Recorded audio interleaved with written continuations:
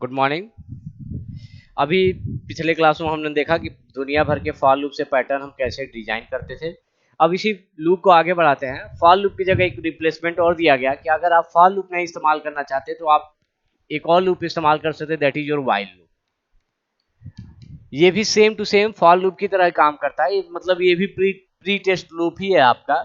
और ये क्या कहता है, जैसे फॉर लूप कहता था कि हम पहले कंडीशन चेक करेंगे, अगर कंडीशन सही होता था तब हम अंदर जाके काम करते, तो सेम वैसे ही व्हाइल लूप भी क्या कहता है कि जैसे फॉर लूप चलता था वैसे ही हम भी चलेंगे। हम पहले कंडीशन को चेक करेंगे, अगर कंडीशन सही होगा तब हम अंदर बॉडी के इनसाइड जाएंगे, जो भी काम करेंगे काम किया जाएगा। ओके, अगर हम सिंपली अगर कहें कि अगर हमारे पास एक फॉर लूप है तो दोनों की working policy same to same होती है, बस डिफरेंस कहाँ होता है, सिंटेक्स में होता है। जैसे अगर हम फॉर की बात करते हैं,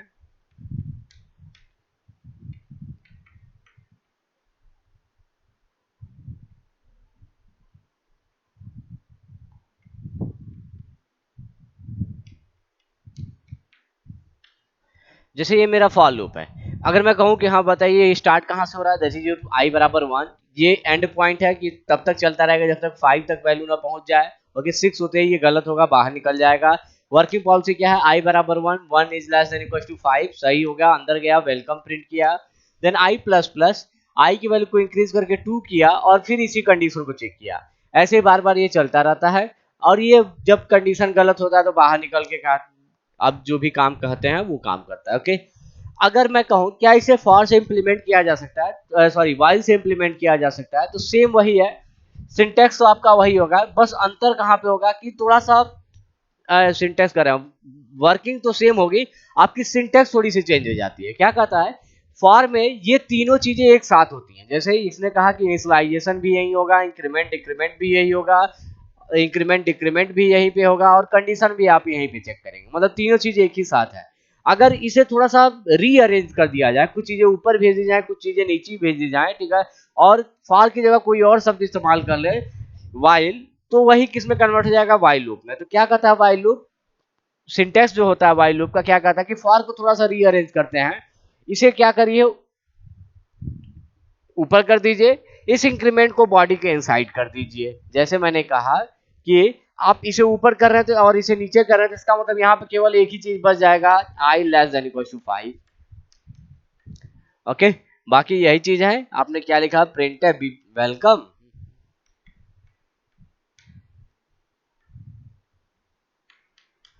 ओके, अब आप इसे कहाँ भेज रहे हैं, इनिशियलाइजेशन को मैंने कहा आई बराबर 1 ऊपर कर दीजिएगा, और जो आई प्लस प्लस उसको नीचे ला रहा हूं मैं, बॉडी के inside I plus plus. Okay, और यहाँ पे फॉर की जगह क्या लिख दीजिए, वाइल लिख दीजिए। ओके, अब ये वाइल में कन्वर्ट हो गया। क्या था, थोड़ा सा रीअरेंजमेंट किया मैंने कि इनिशियलाइजेशन जो फॉर में इस ब्रैकेट के इनसाइड ही हो रहा था उसको मैंने ऊपर कर दिया। ओके, जो इंक्रीमेंट डिक्रीमेंट इस ब्रैकेट के इनसाइड हो रहा था उसको मैंने बॉडी के इनसाइड कर दिया और फॉर की जगह वाई लिख दिया। ओके, तो ये फॉर किस में कन्वर्ट हो गया, वाइल लूप में कन्वर्ट हो गया। काम करने का पॉलिसी वही है। ओके, आई बराबर 1, मतलब पता चल गया आई की वैल्यू 1 से स्टार्ट होगी, 1 less than equal to 5। Okay, condition check करेगा, अगर कंडीशन सही है तभी अंदर जाएगा, अगर ये गलत होता तो बाहर निकल गया। Okay, 1 is less than equal to 5 सही है, इसका मतलब वेलकम प्रिंट करेगा। देन आई प्लस प्लस करेगा, आई की वैल्यू 2 हो जाएगी, ठीक है, ऊपर जाएगा, यहाँ पे आई की वैल्यू 2 रख देगा। ओके, अगेन सही, फिर अंदर जाएगा, फिर वेलकम प्रिंट करेगा आई प्लस प्लस, ठीक है, फिर आई की वैल्यू 3 हो जाएगी। ओके, तो काम करना सेम है, दोनों की वर्किंग अगर कहे तो इसमें भी 5 बार वेलकम आएगा, इसमें भी 5 बार आपका वेलकम आएगा। बस कहाँ चेंज हुआ कि जो इनिशियलाइजेशन इस बॉडी के इनसाइड हो रहा था, ओके, उसको मैंने क्या कर दिया, बॉडी के आउटसाइड कर दिया। तो हमने देखा कि थोड़ा सा रीअरेंजमेंट किया, मैंने कहा कि हाँ आई बराबर 1 ऊपर कर दिया, आई प्लस प्लस किया, बाकी आपकी काम की पॉलिसी वही है। ओके, मतलब जितने प्रोग्राम आप फॉर लूप से बनाए सारे के सारे आप व्हाइल लूप से भी कन्वर्ट कर सकते हैं। जैसे एक एग्जांपल ले लेते हैं कि हमने फॉर लूप से नंबर सीरीज का प्रोग्राम बनाया था। क्या कहा था, सम बराबर 1 पे 1 प्लस 2 पे 2 प्लस 3 पे 3 प्लस 4 पे 4 अप टू एन टर्म्स। दोनों से मैं इंप्लीमेंट करके दिखा देता हूं कि फॉर लूप से कैसे इंप्लीमेंट होगा, व्हाइल लूप से कैसे इंप्लीमेंट होगा। चलिए 1 पे 1, 2 पे 2, 3 पे 3, 4 पे 4, इसका मतलब ये क्या हो गया i to the power i। Okay, तो सिंपली मैं क्या लिख सकता हूं, सम बराबर sum plus pow i comma i। Okay, और ये i कहां से कहां तक वेरी कर रहा है, 1 से लेके n तक। तो फॉर i बराबर 1, i less than equal to n, i plus plus, ये फॉर से मैंने इंप्लीमेंट कर दिया। अगर मैं कर रहा हूं इसको कन्वर्ट करिए वाइल में, ठीक है, तो अगर वाइल में कन्वर्ट करते हैं तो क्या होगा, ये बॉडी के बाहर चला जाएगा, मतलब फॉर इस ब्रैकेट के इनसाइड ना होके बाहर निकलेगा, और ये i प्लस प्लस बॉडी के इनसाइड आ जाएगा। ओके, तो वही चीज है, i बराबर 1 ऊपर कर दीजिए और फॉर की जगह लिख दीजिए वाइल। वाइल बचा क्या केवल यहाँ पे कंडीशन, देन आप लिखिए सम बराबर sum plus pow i comma i। हाँ, ये ध्यान रखिएगा कि ये नीचे जरूर लिखिएगा, देन i प्लस प्लस से बंद कर दें। i बराबर 1 से स्टार्ट होगा, पहली वैल्यू 1 रखेगा। ओके, 1 पे 1 निकलेगा, सम की वैल्यू स्टार्टिंग 0 होगी, तो 1 पे 1 प्लस 0। ओके, देन 2 करेगा, देन ऊपर चेक करेगा। ओके, इस कंडीशन को 2 पे 2 उसको ऐड करेगा, फिर i प्लस प्लस 3 करेगा, 3 पे 3 ऐड करेगा। ओके, तो काम करने का पॉलिसी सेम है, अगर और प्रोग्रामिंग करना भी ज्यादा टफ नहीं है। क्या कहा कि फॉर अगर आप बना ही लेते हैं तो वाइल बनाना बहुत आसान है, सिर्फ थोड़ा सा रीअरेंजमेंट कर दीजिए, आपका फॉर किस में कन्वर्ट हो जाएगा, वाइल में कन्वर्ट हो जाएगा। ओके, अब जब दोनों सेम है तो क्यों फॉर से प्रोग्राम, जब फॉर से सारे प्रोग्राम बन ही सकते थे तो क्यों वाइल लिया गया। कि अगर बात करें, कुछ प्रोग्राम्स स्पेशल हैं जिसको फॉर से इंप्लीमेंट करने में थोड़ा सा सिंटैक्स थोड़ा सा टफ हो जाता है। ऐसा नहीं कि फॉर से बनाया नहीं जा सकता, सिंटैक्स थोड़ा सा टफ हो जाता है, जबकि वही प्रोग्राम अगर आप वाइल से बनाएं तो थोड़ा आसान हो जाता है। ओके, जैसे अगर मैं कह रहा हूं कि आपको एक नंबर दिया गया है और इस नंबर में से मैंने क्या कहा कि एक एक डिजिट गायब करते रहिए, और तब तक गायब करते रहिएगा जब तक ये नंबर कन्वर्ट होकर 0 ना हो जाए। ओके, समझिए, n बराबर इतना दिया गया है और आपसे क्या कहा जा रहा है कि आप कुछ ऐसा मैथमेटिकल कैलकुलेशन कीजिए कि पहली बार हमें 3 आउटपुट क्या मिले, 3 निकले, और ये डिजिट यहां से गायब हो जाए। ओके, फिर अगली बार 2 निकले, ठीक है, 2 मुझे आउटपुट में मिले और ये डिजिट यहां से गायब हो जाए। ओके, मतलब आपको एक एक डिजिट प्रिंट कराना है। ओके, सबसे पहले मैंने क्या कहा कि आप 3 निकालिएगा। ओके, जैसे 123 दिया गया है और सबसे पहले क्या कहा कि यहाँ पे जो r की वैल्यू आए, r मतलब मैं वेरिएबल ले रहा हूँ जिसमें से एक एक डिजिट निकाल रहा हूँ। ओके, सबसे पहले 3 आए। ओके, फिर नेक्स्ट स्टेप में क्या हो कि आपको r की वैल्यू 2 चाहिए, तो ये क्या कहता है, कुछ ऐसा कैलकुलेशन निकालने के बाद ऐसा कैलकुलेशन कीजिएगा कि ये 3 यहाँ से गायब हो जाए। ओके, मतलब जो आपका इनपुट हो जाए अब वो 123 ना होकर 12 हो जाए। इसका मतलब यहाँ पे आपको इनपुट दिया जाए n बराबर 12 हो जाए, पहली बार n बराबर 123 था। ओके, 12 हो जाए, तब आप 2 निकालिए, यहाँ से 2 निकल जाए। ओके, 2 प्रिंट करा लीजिएगा। फिर उसने क्या कहा कि अगले स्टेप में क्या हो, n की वैल्यू एक और घट जाए। ओके, मतलब एक डिजिट और गायब हो जाए, यहाँ से 2 गायब हो जाए और आपका n बराबर कितना हो जाए, 1 हो जाए। अब r जब निकाले तो क्या निकले, ओके 1। ओके, और ये काम अगर मैंने कहा कि ये भी डिजिट हम निकाल लेते तो इसका मतलब 100% n बराबर कितना हो जाए, 0। मतलब आपको तब तक डिजिट निकालते रहना है जब तक आपके n की वैल्यू कितनी ना हो जाए, 0 ना हो जाए। ओके, यही काम आपको करना। अब ये बात करें कि सबसे पहले जो मैंने अभी कहा कि एक एक डिजिट निकालना है, तो कौन सा ऐसा मैथमेटिकल कैलकुलेशन किया जाए कि 123 में कुछ ऐसा मैथमेटिकल कैलकुलेशन किया जाए कि आपको 3 आउटपुट मिल जाए। जैसे मैंने कहा 456 है, कुछ ऐसा कैलकुलेशन कीजिए कि आपको 6 मिल जाए।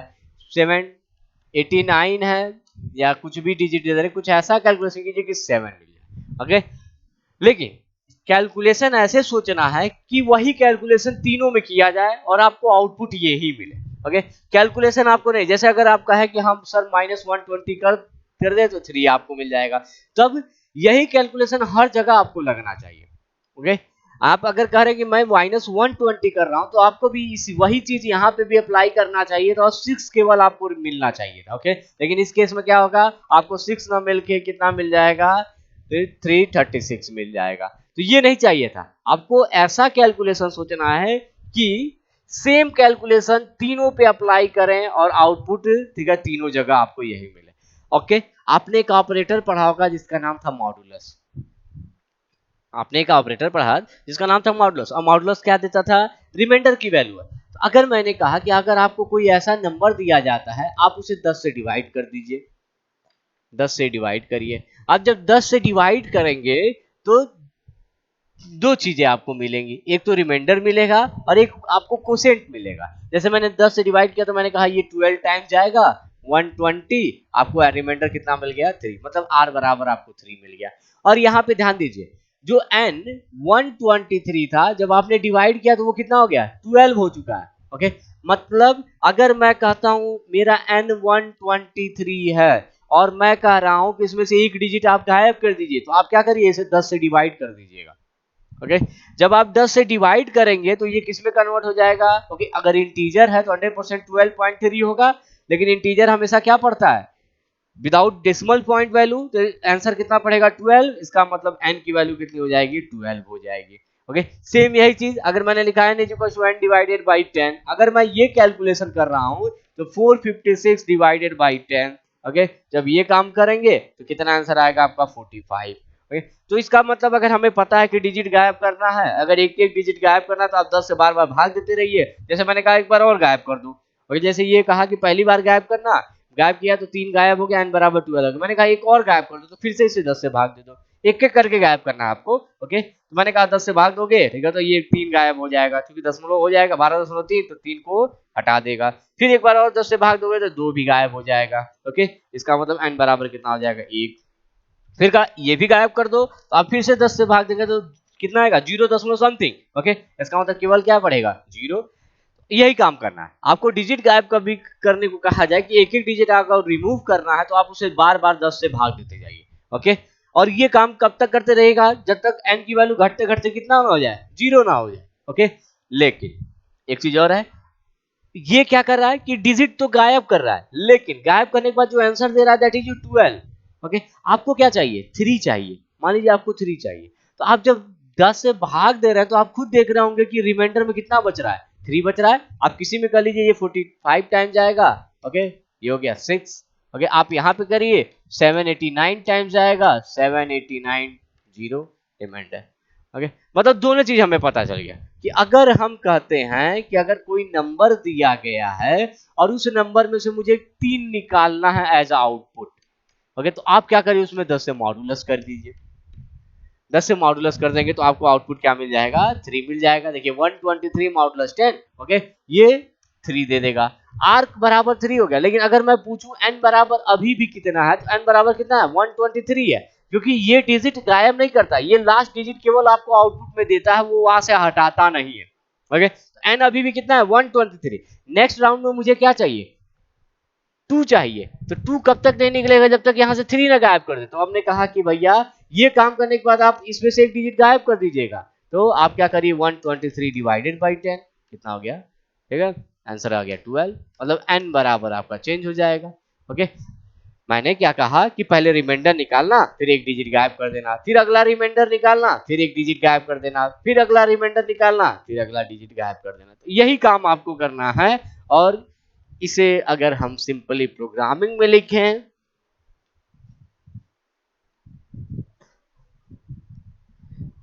क्या कि सपोज मैंने लिख दिया r is equal to n modulus 10, पहला स्टेप।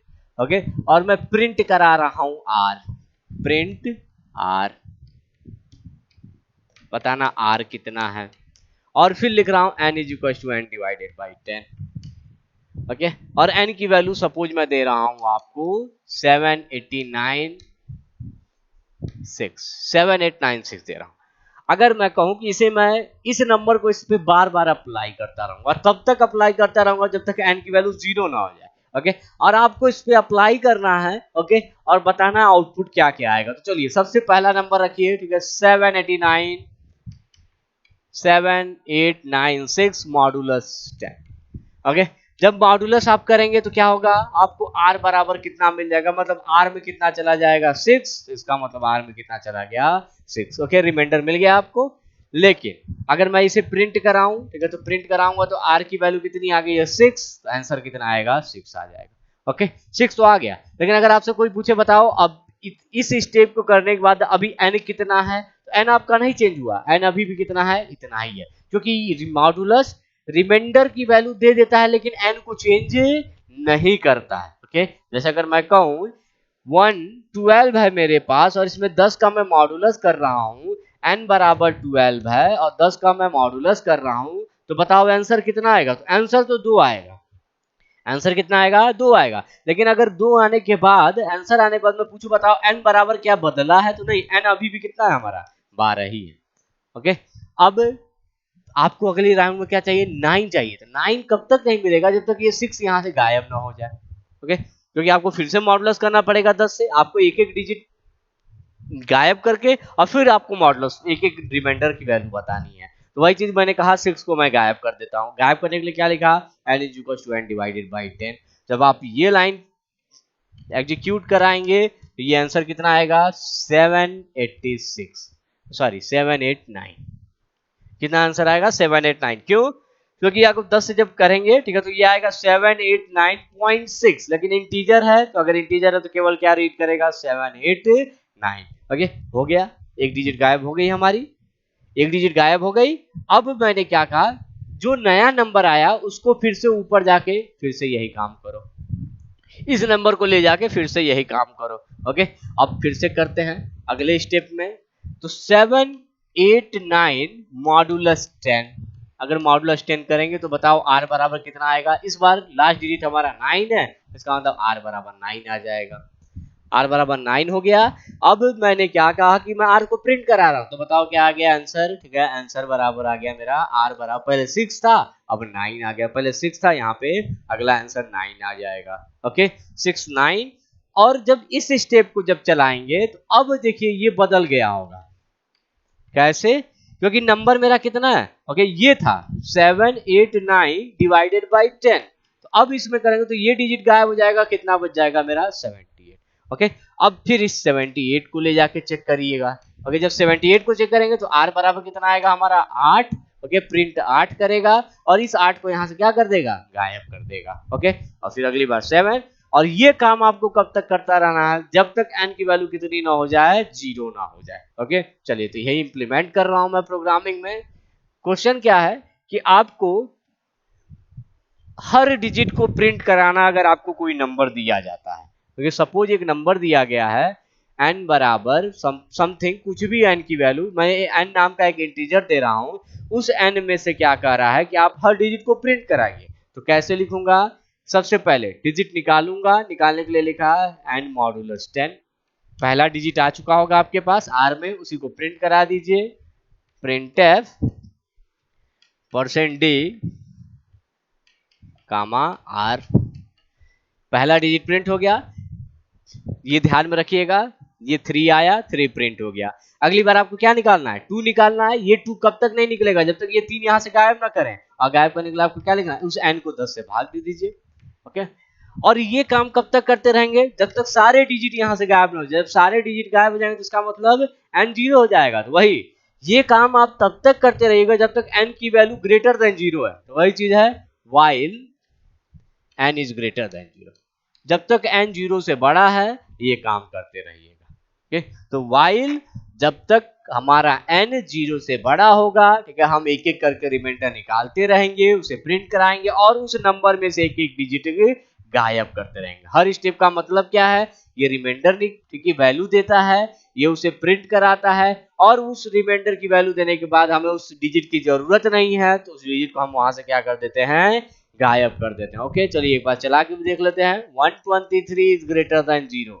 ओके, क्या ये सही है? जी हाँ, सही है। तो 123 मॉडुलस, ठीक है, 10, 123 मॉडुलस 10 जब करेंगे तो आंसर कितना आएगा? 3। ठीक है, तो r बराबर कितना हुआ? 3। वही प्रिंट कराया, यहाँ पे आ गया 3 कामा। ओके, यहाँ पे कामा लगाया तो 3 के बाद क्या आएगा? आपका कामा आ जाएगा। ओके, जब इस लाइन को चलाएंगे तो 123 डिवाइडेड बाई 10, जब डिवाइड करेगा ये, जब ये डिवाइड किया एंड 123 डिवाइडेड बाई 10, तो ये क्या करेगा? यहाँ से 3 को गायब कर देगा। इसका मतलब n अब कितना हो गया? 12 हो गया। ओके, n कितना हो गया? 12। ओके, अब ऊपर जाएगा इसे। ओके, अब n की वैल्यू कितनी हो गई? 12। क्या 12 इज ग्रेटर देन 10? क्या ये सही है? जी हाँ, सही है। फिर अंदर जाएगा। ओके, अब ये लाइन चलाएगा, 12 में 10 का मॉडुलस करेगा, आंसर कितना आएगा 2, ठीक है। तो इसका मतलब 2 प्रिंट होगा यहाँ पे, फिर कामा लग जाएगा आपका, 2 प्रिंट हुआ, कामा हो गया। अब इस लाइन को चलेगा, 12 को 10 से डिवाइड करेगा, अगर 12 को 10 से डिवाइड करें तो ये 2 भी यहाँ से गायब हो जाएगा, मतलब n कितना बचेगा, केवल 1 बचेगा, ओके। फिर ऊपर जाएगा, ओके। 1 इज ग्रेटर देन 0, क्या ये सही है? जी हाँ, अभी भी सही है। अगर सही है तो ये काम करेगा कैसे, 1 मॉडुलस 10, ओके। 1 मॉडुलस 10 याद होगा, जब हमने मॉडुलस बताया था आपको कि जब आप छोटे नंबर में मॉडुलस करते हैं तो ये मत कहिएगा कि पॉइंट लग जाता है, पहले ये कहेगा 0 टाइम जाएंगे, रिमाइंडर कितना बचेगा, 1 बचेगा, जिसका मतलब आंसर आ गया 1, देन कामा, ओके।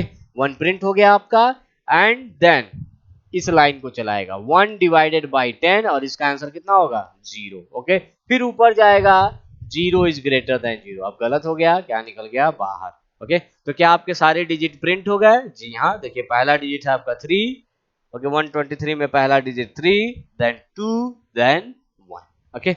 ये चीज है, तो आप सब डिजिट को प्रिंट करा सकते हैं। चलिए हम पूरा प्रोग्राम बना दे रहे हैं सही से।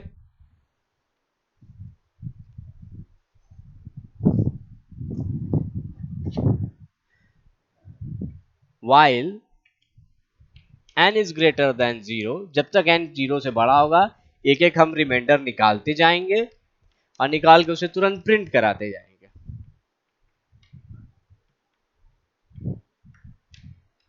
हम स्पेस दे रहे हैं, पिछली बार कामा दिए थे, आप स्पेस कामा कुछ भी दे सकते हैं, और फिर प्रिंट कराने के बाद उसमें से एक डिजिट तुरंत क्या कर देंगे, गायब कर देंगे, ओके। ये हो गया, ये मेन बंद किया।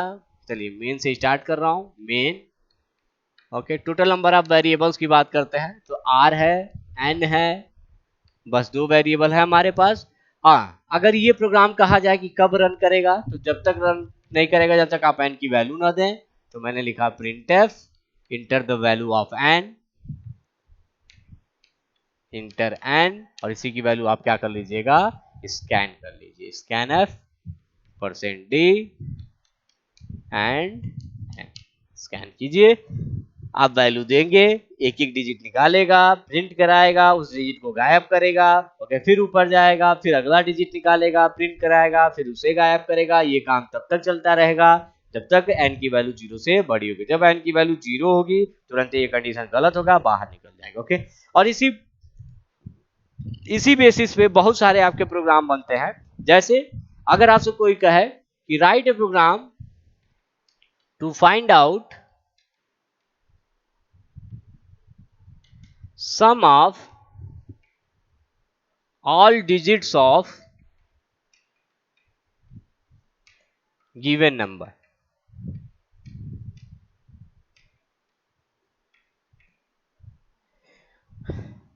क्या कर रहा है, write a program to find out sum of all the digits of given number. मतलब आपको एक नंबर दिया गया है, उस नंबर में से आपको एक एक करके डिजिट निकालना और निकालने के बाद सबको आपस में जोड़ देना है, ओके। जैसे अगर आपका नंबर है 5 4 7 9, ये n की वैल्यू है, तो इस प्रोग्राम के हिसाब से जो आंसर आएगा, मान लीजिए वो सम में रख रहा हूं, सम बराबर क्या हुआ 9, पहला डिजिट आया, प्लस अगला डिजिट निकालिए 7 जोड़ दीजिए, प्लस अगला डिजिट निकालिए 4, एंड देन अगला डिजिट निकालिए 5, ओके। और इसका सबका सम करके आपको आंसर बता देगा कि आपका आंसर कितना है, ओके। तो ये चीज है, जैसे इसका आंसर कितना आएगा आपका 25, ओके। तो ये चीज है कि आपको प्रोग्राम क्या कहना चाह रहा है कि एक एक करके डिजिट निकालिए, निकालने के बाद आपस में जोड़िए, और जोड़ने के बाद जो आंसर आ रहा है उसे क्या कर दीजिए, प्रिंट करा दीजिए, ओके। चलिए इसे इंप्लीमेंट करते हैं। सबसे पहला चीज आपको क्या करना है, डिजिट निकालना है। तो डिजिट निकालने के लिए अभी मैंने बताया क्या है भाई, r is equal to n modulus 10। अब आपको उस डिजिट को प्रिंट नहीं कराना है, ओके। सपोज डिजिट आपके पास आ गया, ओके। पहला 9 आया, 9 को आप किस में ले जाके रखेंगे, सम में, ओके। और जब 7 आएगा तो उसी में ले जाके अगला वाला जोड़ देंगे। इसका मतलब आपको आपस में जोड़ना है, तो पहले ही बताते का जहां आपस में जोड़ने की बात आया, सम बराबर sum plus, okay.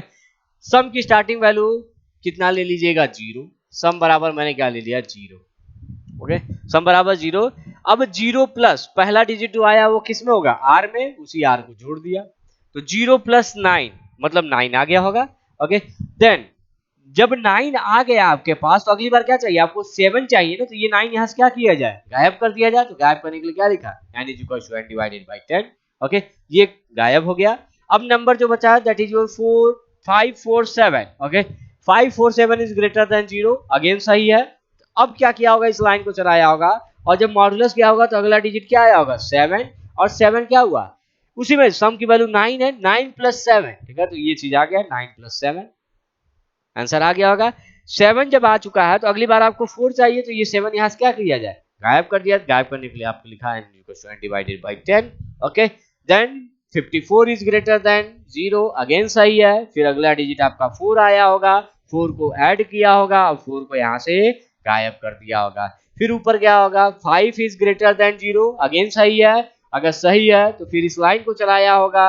Okay, modulus किया होगा तो आंसर कितना आया होगा, 5, ठीक है, और 5 को ऐड किया होगा, और जब ये काम किया होगा 5 डिवाइडेड बाई 10, तो देन आपका आंसर आ गया n बराबर 0। 0 इज ग्रेटर देन 0 गलत हो गया, कहां निकल गया, बाहर। बाहर निकलने के बाद आपको बताना है सम का फाइनल वैल्यू कितना आया है, तो आप यहाँ पे क्या कर दीजिए, प्रिंटफ परसेंटेज डी कामा सम, सम को प्रिंट कराइए, इसे बंद कीजिए। ओके, ये है आपका अगला प्रोग्राम जिसमें आपने कहा कि हम आप n की वैल्यू देंगे। आपको क्या करना है, उस n की वैल्यू जितनी दी जाती है एक एक करके आपको डिजिट निकालना है, और निकालने के बाद सारे डिजिट्स को आपस में ऐड कर देना है। ओके, इसी को और भी क्वेश्चन बदला जा सकता है, जैसे sum of square of each digit of given number. क्या कर रहा है, अब आपको एक नंबर दिया जाएगा, सपोज ये नंबर है 123, आपको एक एक डिजिट निकालना, और निकालने के बाद डायरेक्ट नहीं जोड़ना है। क्या कर रहा है, स्क्वायर ऑफ ईच डिजिट, मतलब आपको हर डिजिट का स्क्वायर करना है। ओके, जो डिजिट निकालना वो क्या है, मेरा आर है। आर को मत जोड़िए, आर जब आपके पास आएगा तो पहले स्क्वायर कीजिए, तो आर इंटू आर कर दीजिए आप, आर इंटू आर, ये क्या हो गया, स्क्वायर ऑफ, ठीक है, square of R then added into the sum. Okay, तो वही कह रहा हूं कि आप पहले स्क्वायर करिएगा और फिर ले जाके सम में क्या कर दीजिए, इसे ऐड कर दीजिए। ओके, अगर आपसे कोई कहता है कि sum of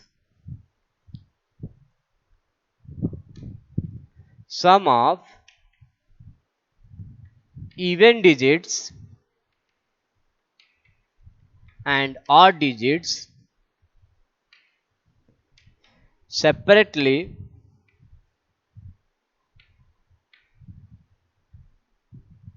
of given number.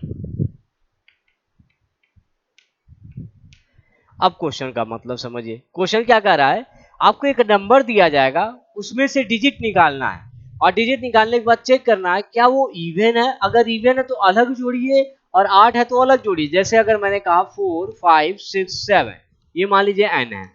Okay, सबसे पहले क्या कहा कि पहला डिजिट निकालिएगा 7, और इस 7 को चेक करिए क्या इवन है कि ऑड है। ओके, अगर इवन है तो इवन नाम का एक अलग से वेरिएबल लीजिएगा, इसमें ले जाके ऐड कर दीजिएगा।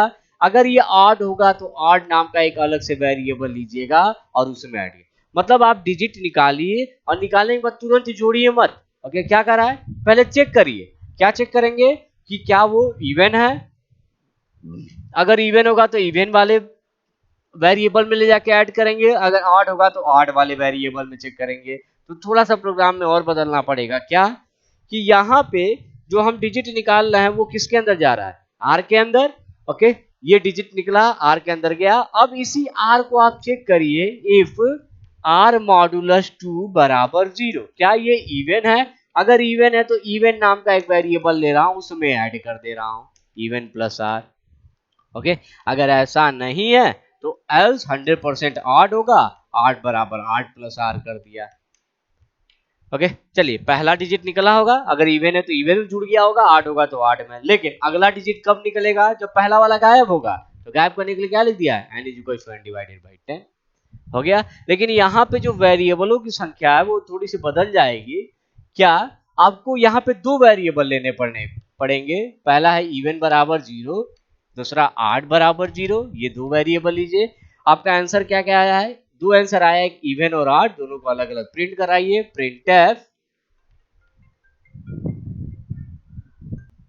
हाँ, तो मैं इसे प्रिंट करा रहा हूं। मैंने लिखा इवन सम बराबर परसेंटेज डी कामा इवन, इसे प्रिंट करा दिया। और यहां प्रिंट करा दे रहा हूं प्रिंट एफ ऑड सम बराबर परसेंट डी कामा ऑड, इसे बंद कर दिया।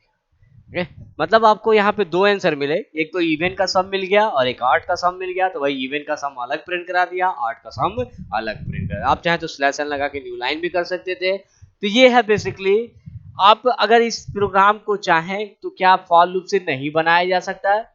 सेम प्रोग्राम आप फॉर लूप से भी बना सकते हैं, बस थोड़ा सा सिंटेक्स हार्ड हो जाता है।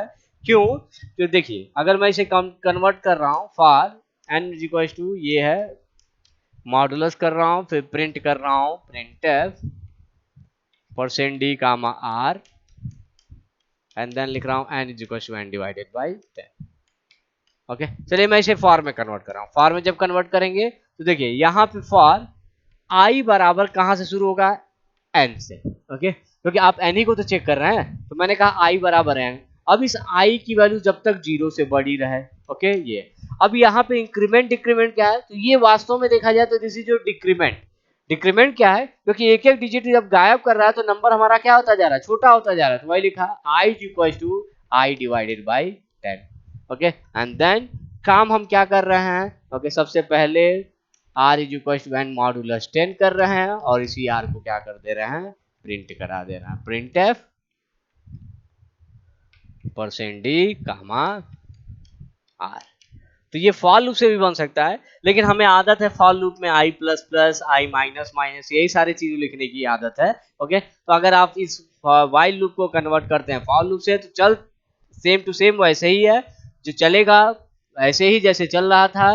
लेकिन जो सिंटेक्स है यहाँ पे थोड़ा सा टफ लग रहा होगा आपको कि आई बराबर एन से कहाँ शुरू हो रहा है, greater than equal to N, I equal to I divided by 10।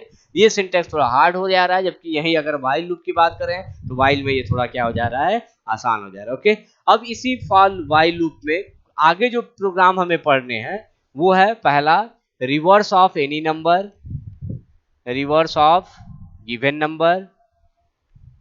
Okay, फिर एक होता है आपका पैलिंड्रोम ऑफ एनी, चेक करना होता है कि नंबर इज पैलिंड्रोम और नॉट। ओके, और एक कॉन्सेप्ट होता है Armstrong, Armstrong number.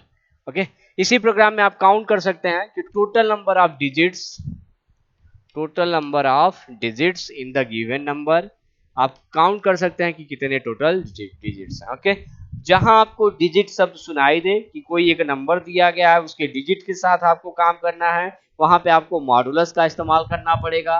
Okay, modulus इस्तेमाल कीजिए, रिमाइंडर निकालिए, एक एक डिजिट गायब कीजिए, काम जो भी काम कर रहा है उस काम को करते जाइए। ओके, तो ये है आपका। तो आगे नेक्स्ट लेक्चर में हम लोग ये 3-4 टॉपिक जो है इसे डिस्कस करेंगे, इसका प्रोग्राम बनाएंगे। आज के लिए इतना है, थैंक यू।